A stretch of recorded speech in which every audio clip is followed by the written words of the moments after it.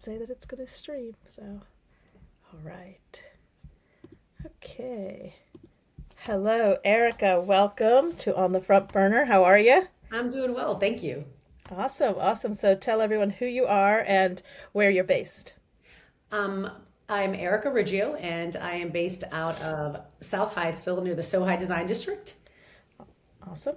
so the And Maryland, that's DC. yep for all those those people who aren't from here. That's in Maryland, right at the DC, right Yeah. at the edge of Maryland and DC. Mhm. And how long have you been in based there for your For the business, business or for your business or yourself, but for your business? I mean, Gus, myself, I don't even want to count back that far. Like when I finished college, I ended up staying in the area, and I bought a house in Hyattsville, which when I first went to school here, I was like, I don't like this neighborhood. Like I didn't like it at first, but then when I after I finished and I don't Yeah. know, looked around, Hyattsville just I like the character of the Hmm. houses in the neighborhood because I'm in the historic district and it's I don't know, it's just a really cool district and the community is amazing. So a long Yeah. time and the business has been based here since 2014. Oh, awesome. Yeah, so people who are listening, I mean, Hyattsville is in Prince George's County, Maryland. It is a really funky, artsy area. I think it's one of those places that doesn't get enough hype as it should. It really, Great. little coffee shops. You're right near, not far from the University of Maryland. Like you said, you're not far from DC. Yeah. And so are you from Maryland originally? Or No, not where, originally. where'd you come from to go to Maryland? I was not that far. I was born in Delaware. Got So it. I was born and raised in Delaware. And my mother, she was from South Jersey. She is from South Jersey, and my dad was from Cuba. Okay, awesome. And found yourself at the University of Maryland. Now, okay, so tell people what type of business Green Owl and Nest Proper are, because you actually have two businesses. So what do you all do? Yeah, Green Owl Design is a full service interior design firm, and we focus on multifamily, hospitality, select small businesses. We love working with small businesses when we can, so they can almost be any small business, which is hard 'cause when you have when you have a format with a certain type of client, there's a rhythm. But then with a small business, it's almost like, yeah, we'll do anything. Right, And then a right. portion of that of our firm works when we can with community design because I think design can help bring people together. We're always fascinated by exterior design and how you can shape the feel of an area that is populated by anyone, right? I mean, I think Yeah, you can see some pretty great stuff happening when a community comes together and design is important. We did a yeah. project not long ago, well, actually, it was a while ago with a developer called Fight the Blight, and they Hmm. bought a bunch of buildings that were vacant for a very long time, and we somehow were able to connect with them, and they let us do tons of murals on the buildings. With over a dozen local artists. It was amazing, and it really changed how our community was right here in Hyattsville, how people interacted. I mean, I think I probably had seen thousands of photo shoots in front of there. And our Right. goal was to make something what was an abandoned block, a block that didn't feel that way, and it connected other businesses to each other. So that was a really important project. And we Yeah. also do residential design, quite a few Okay. residential projects. Got it. Yeah. We're going to talk about that, the residential versus the commercial. And then Nest Proper is your shop, yes? Yeah, Nest Proper was established in 2022, and it is a retail boutique. We actually looked at the metrics of the business and realized that a lot of our clients, well, at one point, I should back up. We had a studio space in Hyattsville, and I mean, we noticed that like we always had featured local artists in our work, especially like when we did any exterior design and in interiors, we would try to feature local artists. And we realized that I should back up even further. Before that, I had like a gallery space. A Yeah. small gallery space. That's another long Right. story. There Right. was like when I got out of grad school, and I was at GW. That's a whole other thing. But so I guess what I'm trying to say is that for a while we had a portion of our studio that was dedicated to having like local artist works in there, Got it. and we found out that that was a way that we were able to get more residential clients because they would come in because it was sort of like almost a storefront, if you will. And when we figured that out, the space next door to us became available, and we really wanted to control more of the aesthetic of the building and the front of the building because we do believe it should be a retail quarter and there should be Yep. businesses that people can walk into. So it was also during COVID, and we were honestly tired of designing. Hmm. It was like, it was terrible. Going through COVID as a business, for us was so hard. We took Yeah. a risk, started a retail store, and we focus on things that make you feel good in your home and on your person. We have probably over 20 local artist works, whether they be fine art paintings, cutting Hmm. boards, candles. So that's a big that sort of extended into that store concept. And then we Right. did a maximalist interior because we wanted to purposely show people that you can take things that you love and put them all together as long as you curate them right. Right. That was really important to us, and I think the store has successfully achieved that because like it does all work, but there's a lot of stuff going on in there. Yeah, it's such a charming little store too. You can Mhm. oh, it's like one of those places where you kind of little discovery where you turn the corner, you're like, oh, Mhm. I didn't know I needed this gigantic candle, but I'm pretty sure I need Right. this. Really cool, Mhm. beautiful, beautifully designed. And I think what you said at the beginning is kind of sticking with me. Just that, design is such an important. It shouldn't be an afterthought. Mhm. For example, when we talk about our corridors that are retail corridors, or it's restaurant, shop, boutique. Okay, maybe big chain is over there, but in this little section, like how do you approach clients about that? Because I think sometimes it does become, either cookie cutter or yeah, yeah, figure out what's going to be on the inside. The outside will it'll work itself out. Like I tend to find people like that. They're like they don't realize how important design is at the beginning of a project, Oh my like to gosh, yeah. start it out. So how do you approach clients with this? What's your And secret? would you be speaking like in residential and commercial projects both? Sure, whatever makes you happy. I think, Yeah. I mean, well, yeah, I think design from the beginning, I think that's super important. I think you need a Hmm. team of, depending on what the scale of the build is or the project, that will Yeah. determine the type of team you need. But I think it's really important for interior designers to get in the very beginning because we look at Hmm. how people function in this space Right. versus a Yeah. little bit more than maybe the base build, right? Hmm. But we all work in tandem together. Like if it is a project that requires demolition or build, we definitely should be talking to the architect right in the beginning, Hmm. the Yeah. contractor right in the beginning, because that's hugely important. The way when I think about exterior, of course, that's important on a residential project too. If you add a second level, you need to make sure it makes sense to the architecture of the house, the neighborhood, the scale. That's all very important, and you Hmm. have to think about it simultaneously when you're doing the design because what you do on the inside, move a window, do this, it affects the outside. I think in a commercial, for a commercial client, it's extremely important. Branding is extremely important. And we Hmm. oftentimes, believe it or not, in our contract, we have it where if we're going to do B2B consulting, that's an additional hourly rate because it is so important for us to talk to your branding people. Hmm. That helps to fuel the design and different elements that are going to represent you and your business of how you want it to be represented, right? So it absolutely, I think in commercial, when you have the opportunity, the exterior is extremely important.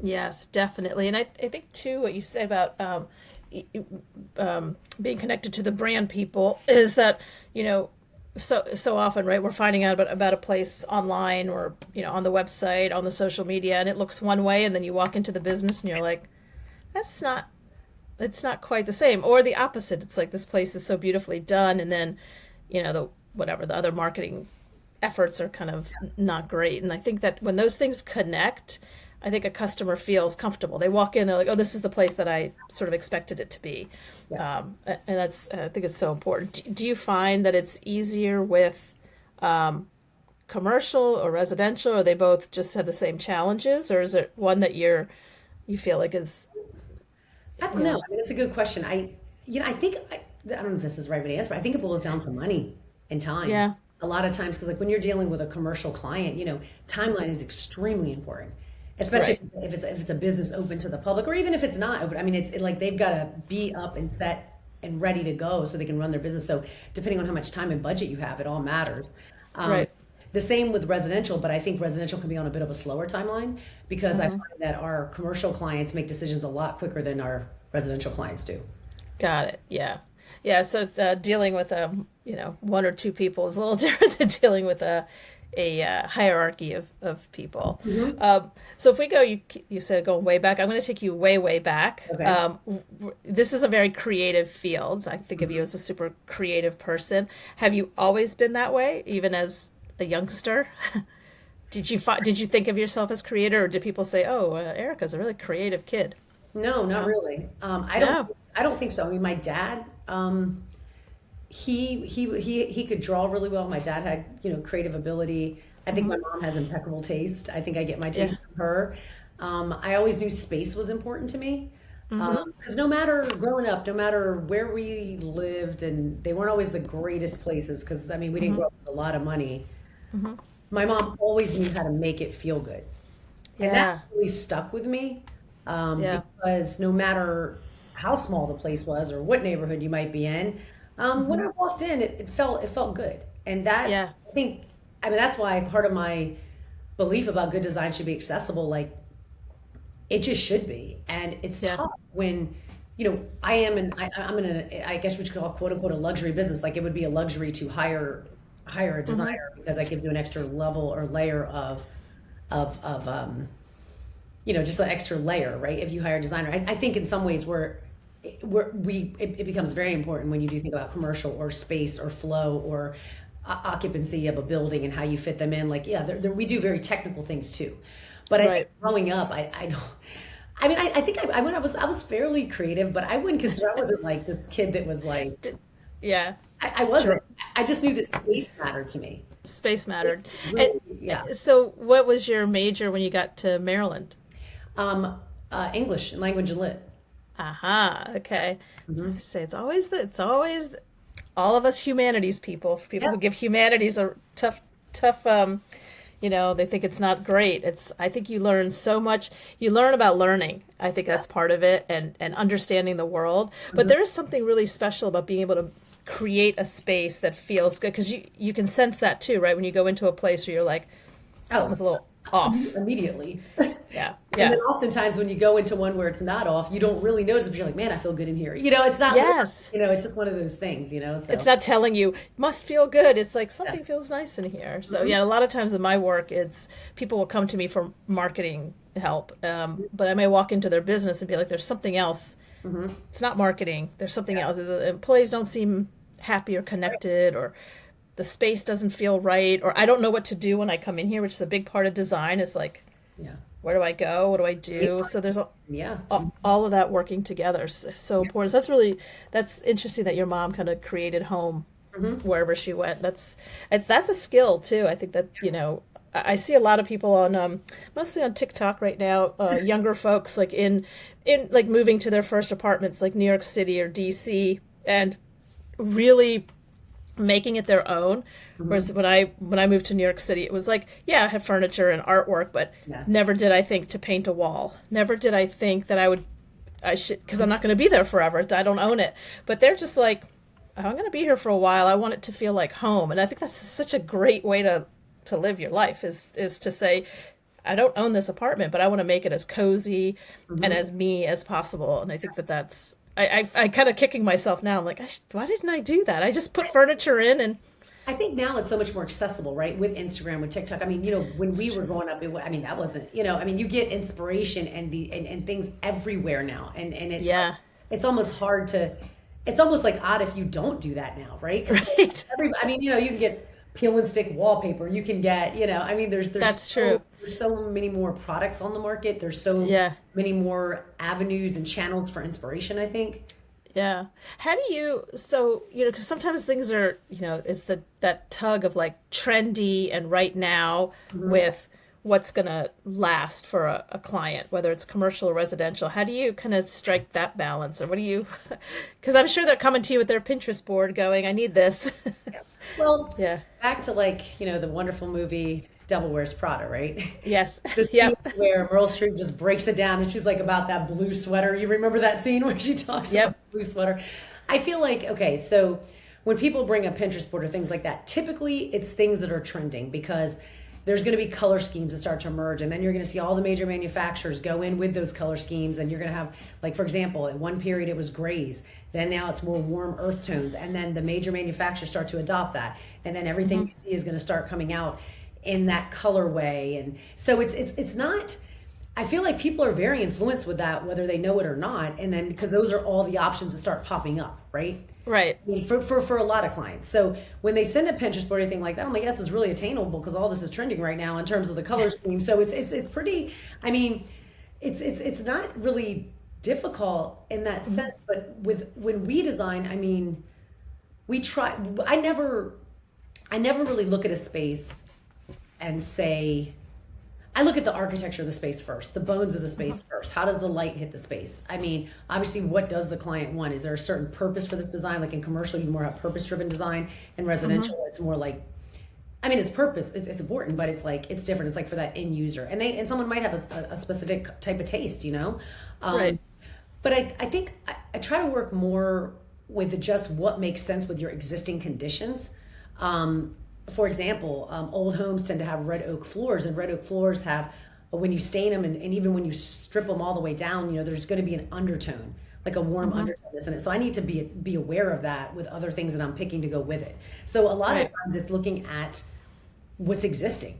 If we're doing a brand new build construction, then you have more, you definitely have more freedom and more things to pull from. But I mean, personally, I look at things like as-built conditions, texture, and interest in materials, and color is usually something I think about last, honestly. It's more kind of about the flow, the bones of it, and then of course what the client likes. I mean, some clients are really will go all the way, and it's really fun to do that, you know. Yeah. And it's funny, we're sitting, I'm taking this interview from my home, and this is really like the only room I have color in, which is interesting. Isn't that funny? I do have a black and white hand painted hallway that the former Yeah. student of mine did when it was really cool, really fun when we did that. But Right. yeah, this is really the only room that has walls that are colorful. So typically I take approach of how the space feels, built conditions, and I think about texture and how things play off of one another, and then you bring in really the personality. So you got to understand the base first. Right. And I kind So of you're kind of layering up and building from there. Yeah. Like that's super interesting. And I think the same thing you said about things that become trendy or they're accessible. The same thing happens when I worked at Whole Foods. We say about food because there'd be a chef that comes up with something, and then it gets mainstream. By the time it gets to fast food, it's like, okay, well, it's done. that's kind of out, or it's out if you're cooking at a real restaurant. Yeah. If you're fast food, it works just fine, but what's on to the next thing. But and I love that. I think that that's where the creativity comes in. But sometimes it's hard when you're just like a regular old consumer and you're like, is my house dated? Or you see a video, they're like, this is a sign that your house is dated, and you're looking around like, Yeah. okay, well, I like it, so I think I walked through my, like you asked me how long I've been here, right? I mean, man, Yeah. I'm not counting back that far. I don't remember. I mean, honestly, probably like 25 plus years. I don't know, you know? I mean, I went to undergrad, then I went to grad school, but I was already here when I was in grad school at my house.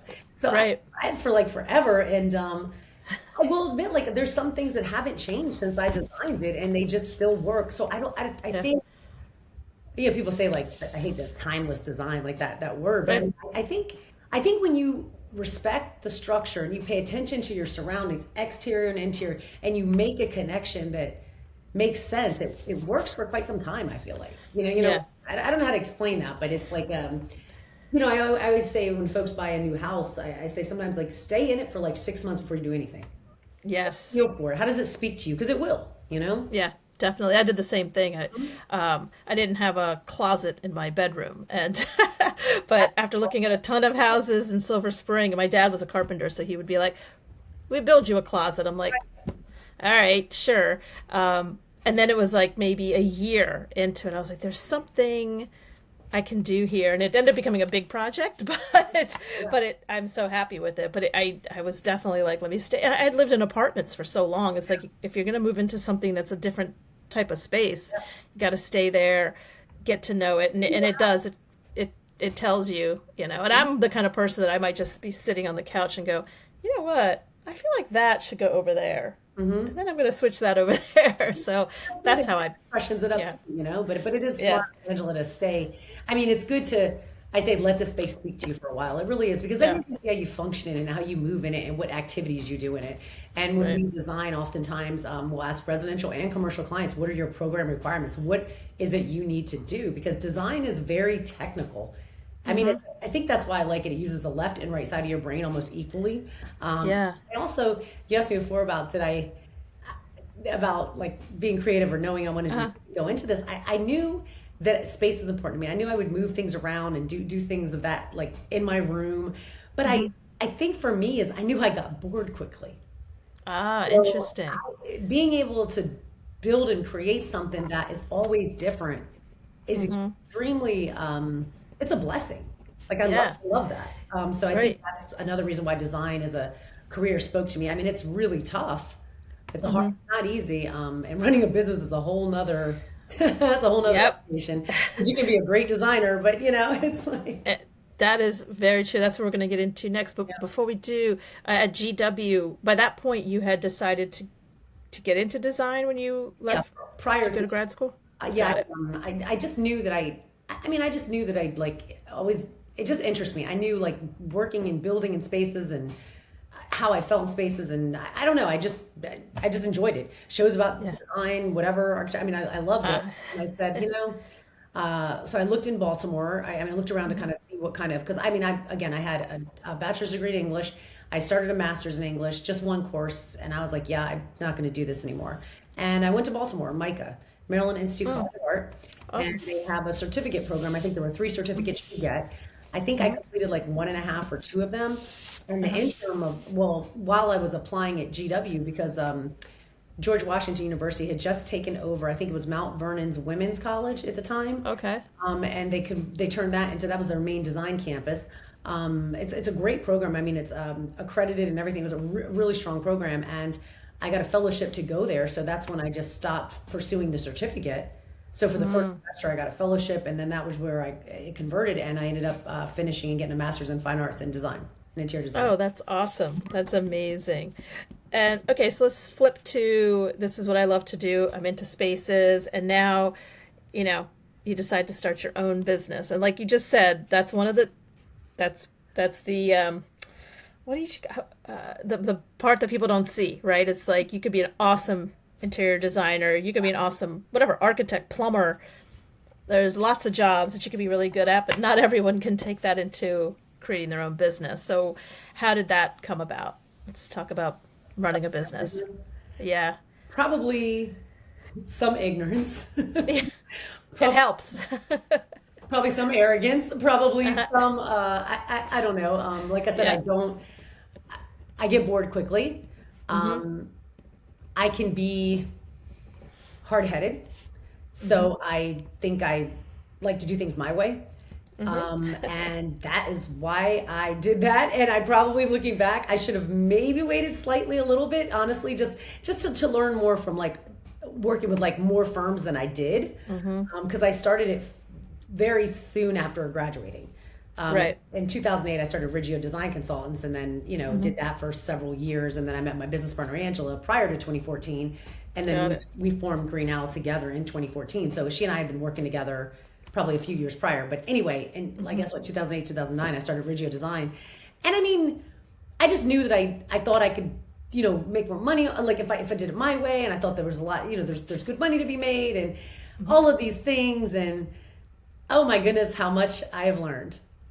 I mean, Yeah. honestly, I mean, Yeah. it is the best education you will ever get. It really is. And Yeah. I mean, yeah, we often say, and I think in one of the other interviews I did, the person said, had I known, but it's like you could never, yes, you could have gone to work for someone else and picked up all these skills, but that can also become a little, I don't call it a trap, but a little bit, you could get real comfortable, Right. right?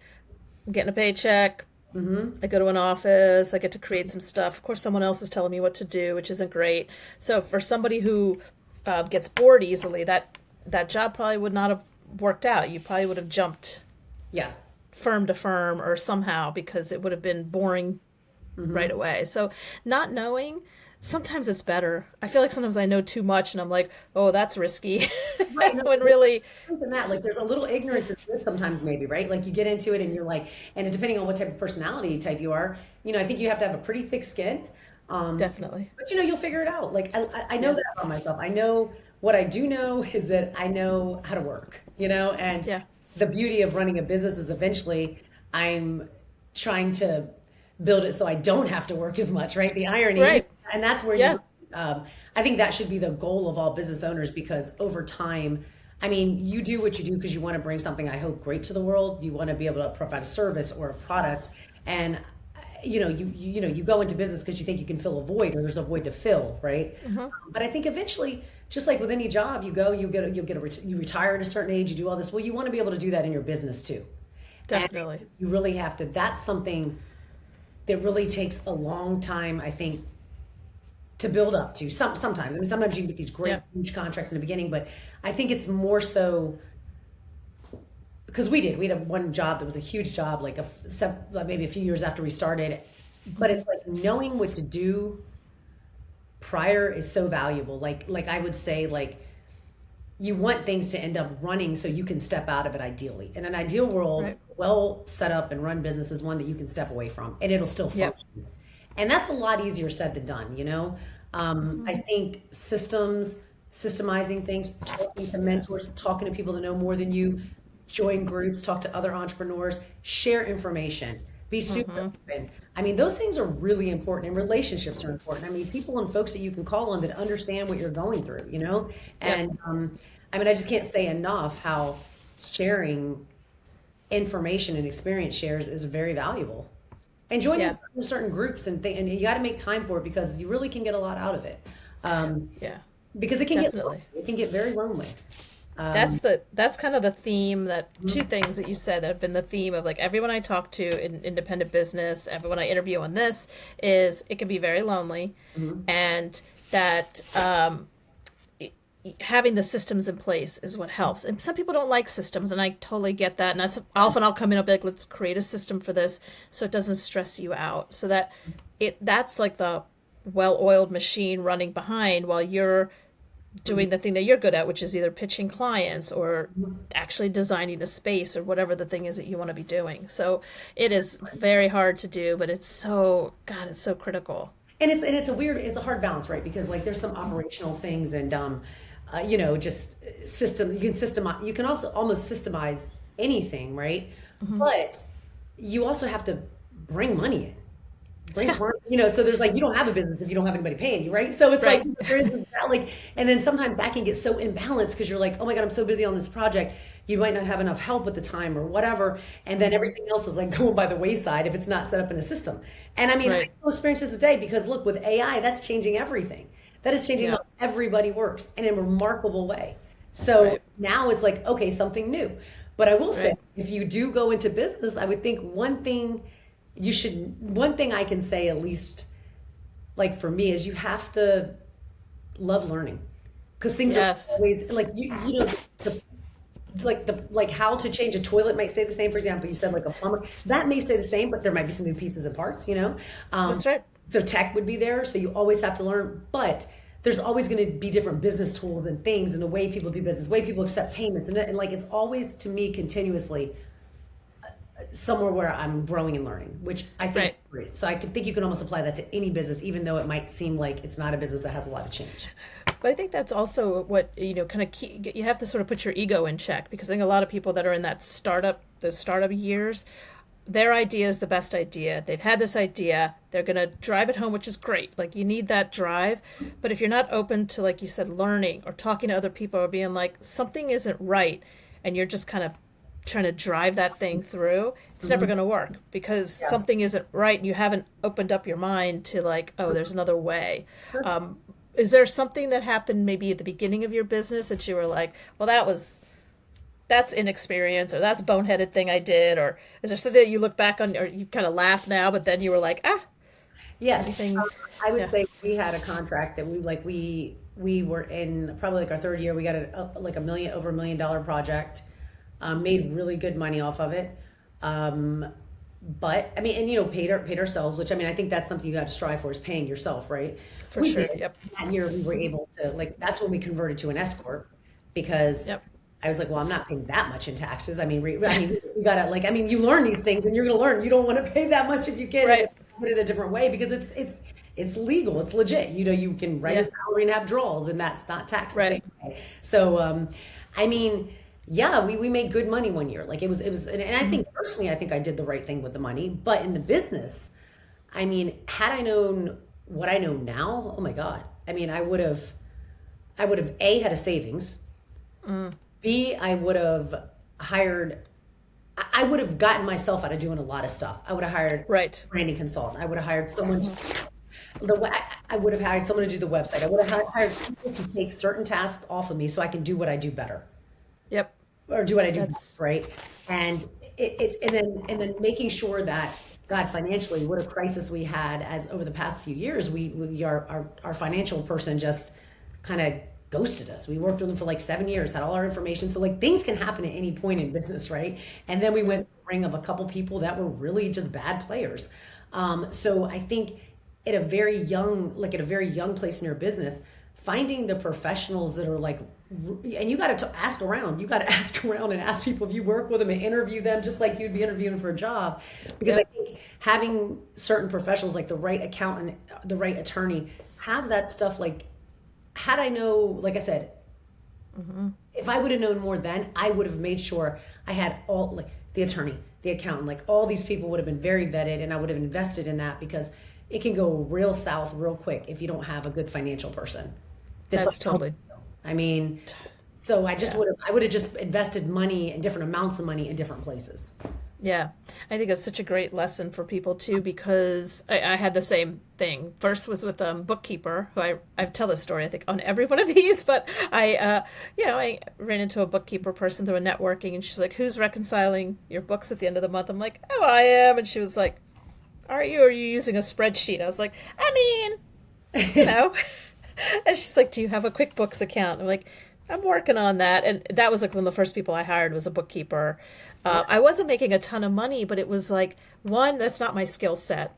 Two, they see things that you don't see. And I was like, okay, this is where I'm going to invest some money so that I don't have to worry about it. I mean, you want to keep your eye on it, Yeah, right? nine times Don't out of want to, 10, you're going to make a mistake.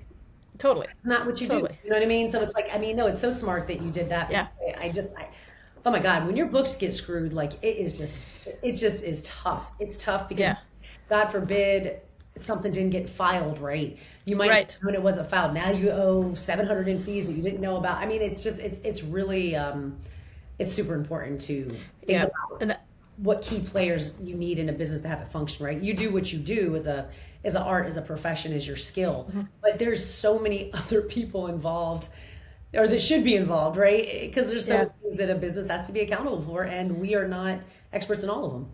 Yeah, I think that's so, and I feel like sometimes we get into starting these businesses because we have this, like you said, this idea, this thing I'm going to put in the world, and that's all good. I mean, if you're independently wealthy and you're sort of like, I'm just doing this thing, that's a whole other world. But if you're funding it yourself or you're trying to grow this, having those those support systems and those people is huge. The second thing I hired was my virtual assistant, which I just took 2 weeks, a month, every time as I was working things I didn't want to be doing anymore.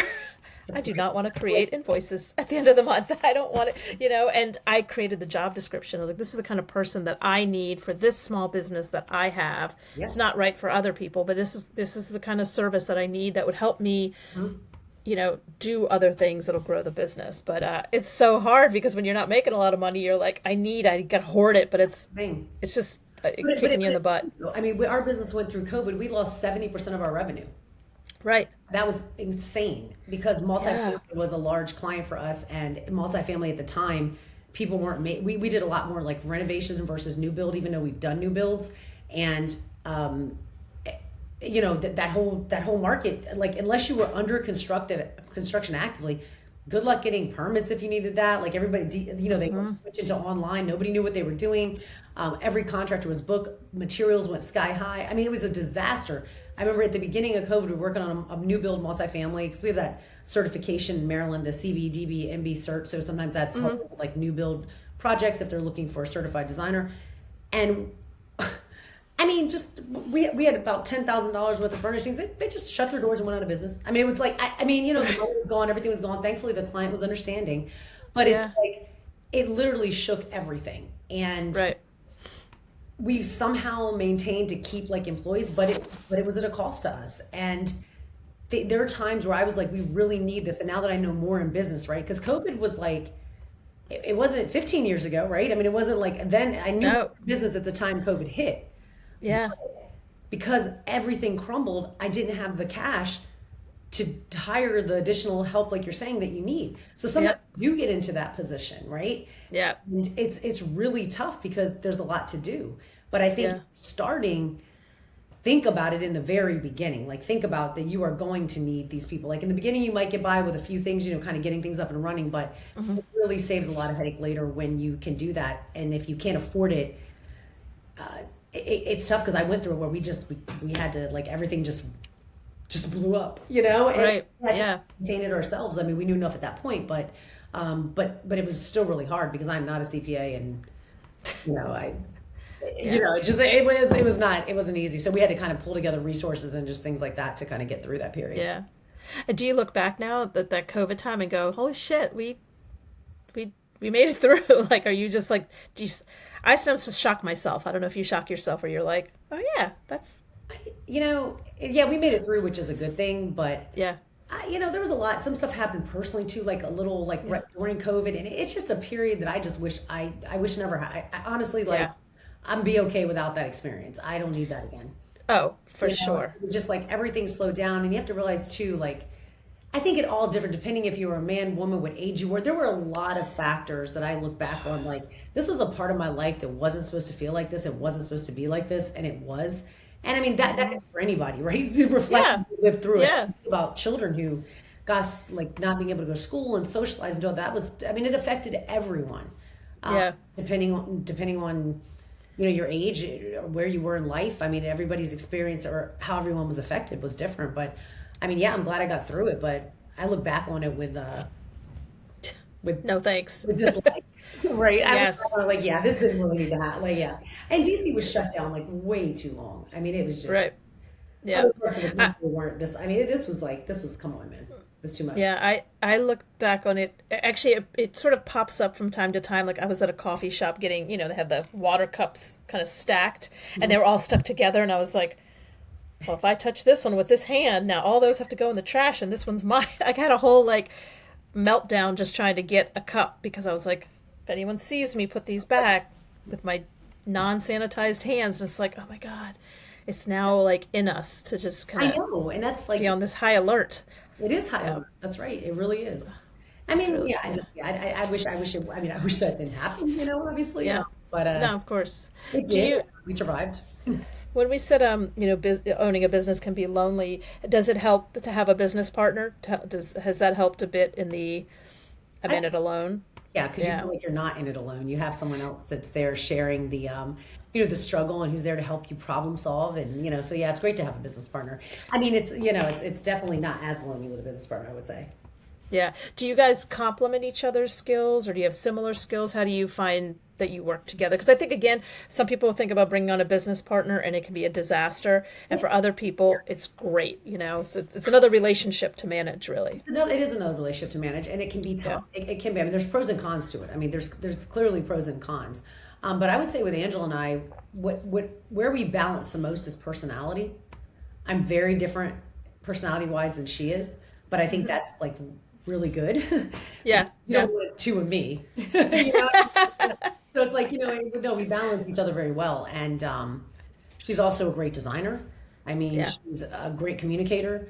And, I know I would never not feel, I would never, I guess I would say, like, I would always trust her to represent the brand and the company. And that's really important. And that's not, you don't, not every, I don't think it's always like that. Right. Yeah, it's true. And her name's Angela, so she's obviously super Amazing, right? cool. We know that. Yeah, I mean, it's just comes with the name. Anyway, of course. Yeah. So when so we talked about what we like the worst days of business, the surprises, the COVIDs, those things. What's like your best day or week at work? Like when you think about what you do, when are you just like, this is freaking awesome? Like, what are the things that make that Well, amazing? when we get to just create something and it gets built, and we see that end result. I mean, that's like Yeah. really, like, it's that transformation. It's when you see it all come together, and then also when you really help a client, whether it be residential or commercial, it is so gratifying to really see people functioning well, or their business like functioning well, their home functioning well, expanding space because they need it, or really capturing capturing, I mean, people spend a lot of time at home at work, right? And we get privileged Yeah. to be able to come in and influence that in a positive way. And I think just seeing, for me, seeing like you want to say the reveal, but like seeing it all come Right. together is really, really positive. And that's probably the most exciting part. I would say with the retail side of things too, it's just, we love curating the space because it's like, honestly, it's fun and it becomes like a stress reliever for us. Um, Yeah. and then I would say the third thing too is like, I mean, one of our core values is commitment to community. And Mm-hmm. I mean, for me, being able to be in a community with other small business owners, like in this South Hyattsville area, I mean, they're great people. I love being, kind of, I mean, I love being in it together. And I think, for me, doing things on a large scale, like with community design and or exterior, I mean, even if it's a corridor, like that's very exciting because it's on a large scale. So I would say Yeah. those things, like seeing a project come together, anything dealing with community design, whether it be a mural or something, I mean, it's great because it affects a large number of people, usually in a positive way. So Yeah. that's really gratifying. And then our store, just curating and picking items, we love that because it's like, oh, Yeah. what are all the things that we love and we want, and let's just bring them in here. So that's just fun, I mean, Yeah. it's still business and it's still, a lot to think about, but it's fun. Yeah. Well, I think that that's part of it is, if I'm going to own a business, because, yeah, there are the stresses. There's no doubt the stresses are real, but those things like seeing the client's vision come to life, the revealing of it, or as it slowly starts to, Oh, form, show yeah. up in 3D, that's so amazing because those tough days are going to happen. So if you can be, because I sometimes people come to me when they've been in business maybe 7, 8 years and they're kind of stuck. They're not unhappy in the business, but something has happened. So a lot of times we're just sort of working through like they don't have anybody else to talk to either, right? Because they're independent business owners.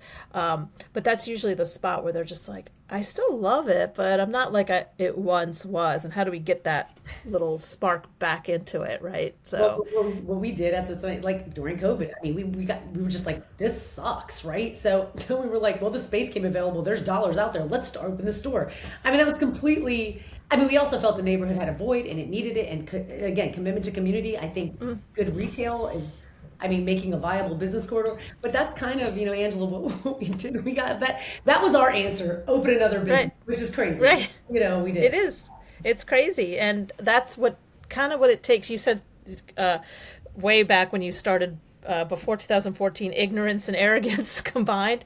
I mean, that sometimes those are the people think of those as possibly negative. Those are positive skills if you channel them in the right way. I mean, Correct. as soon as you start talking about Nest proper, I was like, oh, that's right. Like, if you're going to be stuck at home and it's your workplace and it's the playground now and it's the, home for the family, having some nice things that make you feel like your space is special is, I think it's just, it makes a lot of sense. And like you said, like some people, it doesn't have to be top dollar. It can just be like, this is a thing that makes my Make you feel. room cozy or, yeah. I mean, it can be. I mean, like as a designer, I feel like my house, like the cobbler's kids with the no shoes, right? It's like, Right. but it's like there was one time I remember like during the holidays, I just brought a candle home, and I'm like, yeah, my house is a mess, everything's crazy because we did the pop up at Union Market, and it was like December, Right. it was like really busy, and Yep. that candle, Angela, brought me so much like just stress relief and relaxation. Yeah. And it was just a candle. It was just a Yeah. candle. You know what? And so yeah, sometimes something as simple as that can make a difference. And I think one of the things in the stores we wanted to make things attainable too, right? So Yeah. we try to have a variety of price points, but I mean, yeah, like I think we have instant matches that are just a couple dollars a pack, right? A few dollars a pack. And Right. but we want to, I think it should be accessible because everyone deserves that moment, right? In their, Yep. whether it could be, I haven't done anything or I'm in an apartment and I can't paint the walls or whatever, but you know what? You can give yourself a moment, and good design touches all five senses. So Yeah. it's good to have a piece of it if you can't even have Write that one down. that. I have to write that one down. Good design touches all five senses. Yes, I love that. And we said earlier, like about inspiration. Do you still watch any of the DIY shows on TV? Is there places that you go and you're like, I just want to mindlessly watch something design related? I don't really, well, I mean, I watch them every once in a while. At the end of the day, they are not reality because people are not doing all that for $1,000 or whatever it is. You know what I mean? No, it's not happening because you got to It's pay the not real. labor, you know? I mean, well, you can, but you're going to do a lot of work yourself and doing all that. No, I mean, some of them do that. But no, I Right. do enjoy watching them. Like every once in a while I do, but typically when if I'm like really stressed out or come home, I like watching I like crime dramas. I'll just sit down. I want to watch, Same. and I'm just like, and I don't know if it's like the mystery of it or whatever. And then I don't like want to talk to anybody, so I'm like, let me just watch the TV. And my little Cavapoo, my little dog Whiskey, he's so cute, and I just have him with me. I'm like that, and like a candle, I'm good. Like if it's You're been good. because I really feel like I can't talk anymore. You know? Right. Yep. Yep. After all day long talking, I get it. I love that you watch. I mean, so many of us, I think there was something going on. We're all watching crime dramas or true crime or Yeah. Dateline episodes. Mhm. That's my thing too. Feel And like it was that so FBI show, like where they first like. No, I don't want to say it. Some FBI show that was on Netflix. I got like so into that. I forget where they were in the 70s or whatever, where they were like oh trying to like they first started profiling serial killers. I know I sound crazy, oh but it was just such an interesting show. I think it's like the mystery and some of the mind things. I mean, I think I'm like, well, it gets me out of my mind for a minute. Let me just think about somebody else's stuff or how messed up somebody else's. I don't know. You know what I mean? I'm just like I think about it, and it's like ah. so many of us are the same way. It's like there's a meme online now that says watching crime shows so that I can relax, and it's like I don't know what it is, but that's fun. Mhm. So I do the same thing. And is there anything else? Are you like a person who does a meditate or a yoga, go for a walk person, or you like give me my candle, my dog, and my No, crime? I like to no, I like and I watch occasional K dramas too are pretty good. I Okay, okay. those too. No, I like to I mean I would say like I like to work out. I mean I used to do it a lot more, but then COVID hit and everything stopped. That was another thing. Like I did CrossFit for 10 years. I loved it. Hmm. That was like a form of meditation for me because it was so hard and I would have to focus and but I do like being active. It's a little tougher to get back into the groove like I was before, so that's hard. But I do like being active. I like obviously spending time with my family, my dog. It always makes me Yeah. happy. And I would say too, I mean, music. I love going to the concerts. I like music as Oh, well. cool. Um, Awesome. and travel, when I can. I mean, it was a little tough, like I said, coming out of the COVID and then trying to the business Hmm. and just so much. It was hard to get like some time off. But travel, I do love to travel. And the last trip I took was like a year. I can't remember. I'm terrible with. Like a year and a half ago, I was able to go to several different places. I went to a friend's wedding in Serbia, and that was great because it really Oh, made a trip cool. out of it. And I Yeah. went from Iceland to Greece to all. I mean, it was just met my best friend in Greece, so that was great. So Yeah. travel is wonderful when I can Yeah. enough time to go for like more than like a few days. And having a business partner is helpful with that because Yep. that is one advantage I would say too. Yeah, and like you said, you have being able to grow a business to a place where I mean, everybody should be able to take some time off, whether it's to go on a trip or just hang out at home or whatever it is. Because otherwise, what are we doing here? Right.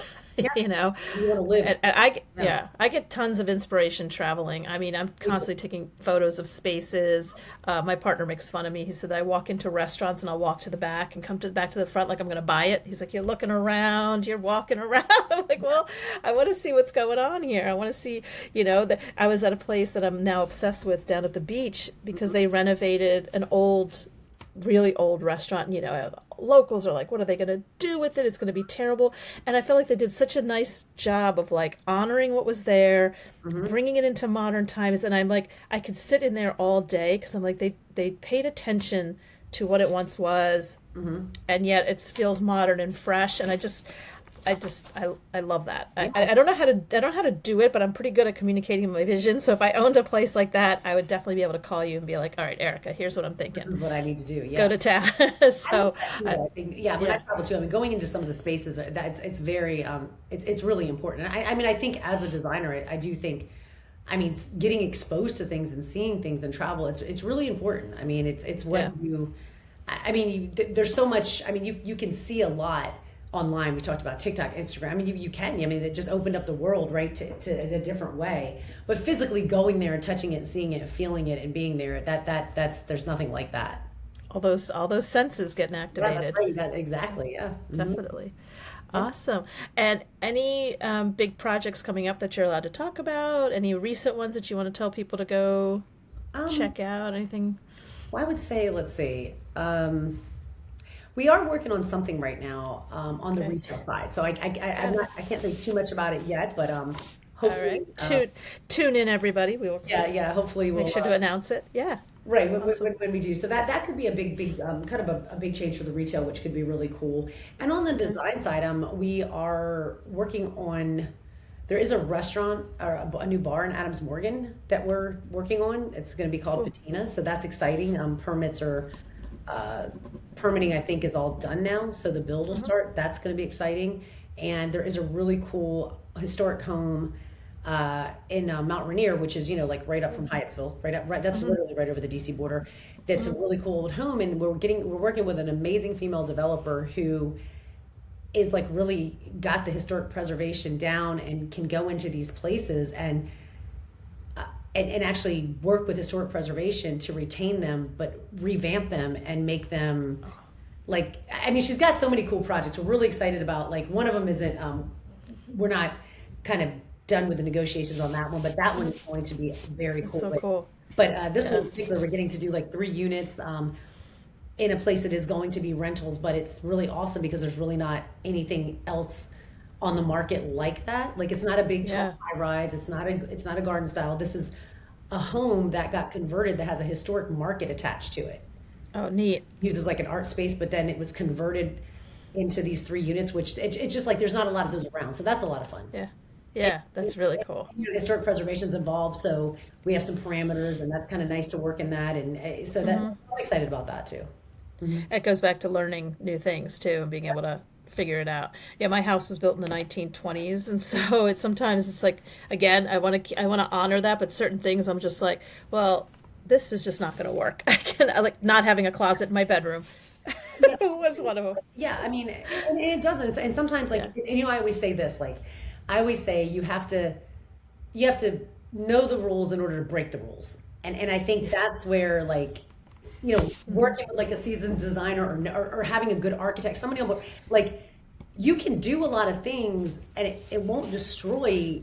But like, you got to know what it is you're supposed to be doing to break the rule the right way. Does that make sense? I don't know how to explain Yes. that, No, but it totally makes sense. It totally makes sense. one of Yeah. those things where it's just like it's hard with older homes too when you're converting, expanding space, trying to carve new space. That can be challenging, and then Yeah. even on the exterior with roof lines and getting that right, that can often be pretty difficult to do. But Yeah. if you have a good team, it can be done, and it can feel like it was supposed to be that way. Got it.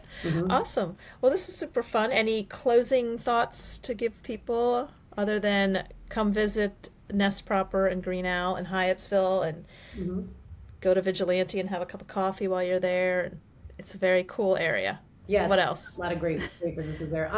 No, I mean, I just think, being I guess takeaways, owning a business it's a great privilege, and you can do amazing things with it, and amazing things for clients and for folks that work for you or work with you. And but it's hard.